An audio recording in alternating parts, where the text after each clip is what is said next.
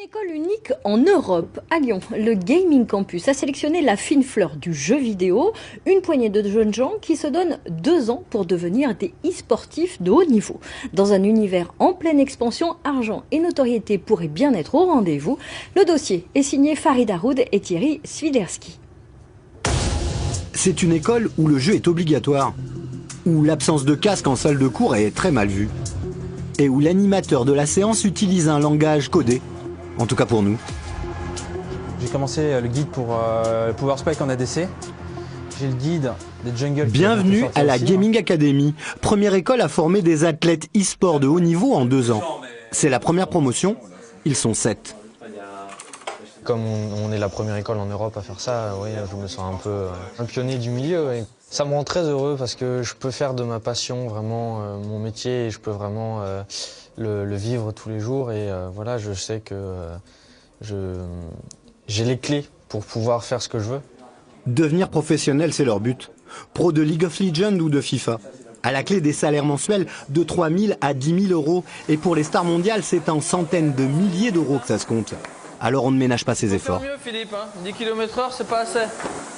Dans la préparation, forcément, on va prendre en compte les efforts qu'ils doivent faire. Leur effort au niveau physique est complètement différent des sports, on va dire, classiques, mais il y a quand même quelque chose qui s'en rapproche, notamment au niveau de la posture. Quand je suis arrivé dans l'école, je faisais pas beaucoup de sport, je mangeais un peu n'importe quoi. Et grâce à Mathieu, j'ai perdu pas mal de poids depuis le début. Je me suis super bien et je me sens que mieux dans ma vie, donc c'est tout bien, quoi. Enfin, tout est bénéfique, tout est parfait, quoi.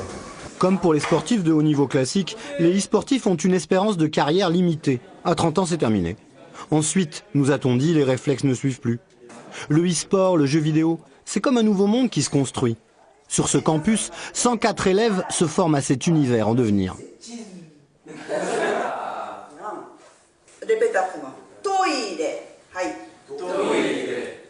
On y apprend le japonais, le coréen, le chinois. On y parle gaming, business et management. Il y a beaucoup d'avenir dans ces métiers, il y a des débouchés. L'e-sport connaît une forte croissance et on a besoin à la fois de structurer le secteur, le professionnaliser et qu'il y ait de nombreux e-sportifs et influenceurs également.